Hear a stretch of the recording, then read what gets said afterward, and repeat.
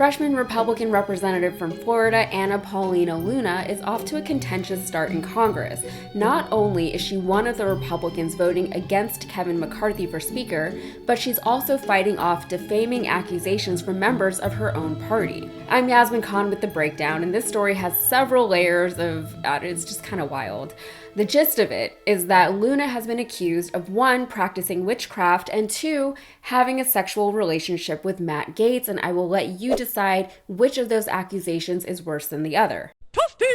So according to reporting from the Daily Beast, last fall, a guy named Matt Tito, who's in cahoots with the likes of Roger Stone, went on the Bubba The Love Sponge radio show and alleged that Luna was fired from a job and was sexually involved with Matt Gaetz. He also said that Luna, who according to her lawyer is a devout Christian, practiced witchcraft. Luna has taken legal action against Tito for his claims, to which Tito told the Daily Beast, quote, "I didn't wake up one morning when I was going on the Bubba the Love Sponge show and say, I'm going to pull a bunch of stuff out of my ass and talk about it." So here's where the story actually gets problematic. Honestly, it doesn't matter whether or not Luna practices witchcraft. I like to think that we've evolved to a point in this country where we can reasonably file this under freedom of religion. Whether she's a Christian or a witch, whatever that even means in this particular context, it is a matter of her own personal belief system. And no, it doesn't really matter whether or not she had any sort of sexual relationship with Matt Gaetz, apart from any reputational damage she might sustain from the rumor.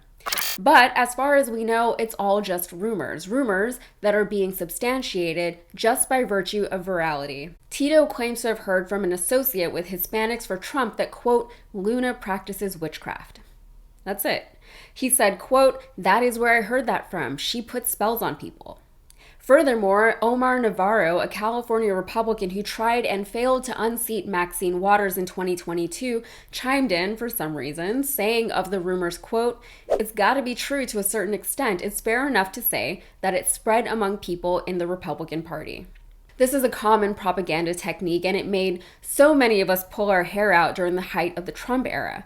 Just because something is repeated often and loudly does not make it true, but people who are keen on manipulating masses know that repeating something often and loudly is usually more than enough to plant seeds in people's minds, seeds that the people will then nurture and grow all on their own. It seems to be born from a very common characteristic, and I won't even call it a character flaw in people, where they tend to trust their chosen leaders and gurus. And they tend to trust that a lie can't possibly proliferate for very long if it's untrue. Someone's gotta debunk it, right? Unfortunately, media is so polarized these days that the lies tend to happen on one network to one audience, and the debunking happens somewhere else to an entirely different audience. For example, according to the Washington Post, by the end of his presidency, Trump had lied over 150 times about his involvement in passing the 2014 Veterans Affairs Choice Act. This seems like an easy one to debunk. For starters, Trump wasn't even president in 2014, but he kept repeating the lie, exaggerating his involvement in its passage, diminishing the contributions of those who actually got it passed, in this case Barack Obama and John McCain, and hailing himself as a champion for vets.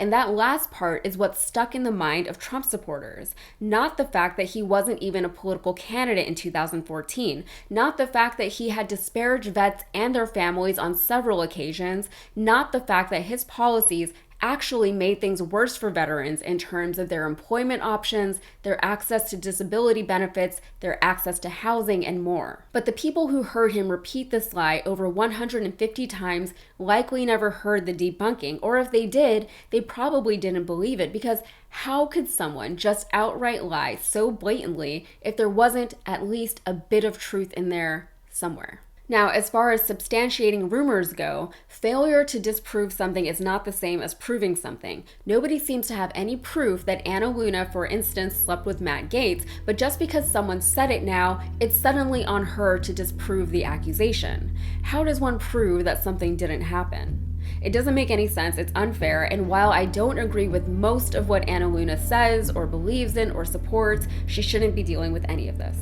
All right, that's it for me. If you got anything out of this, please like and subscribe, and be sure to follow me on Instagram and TikTok. Thank you.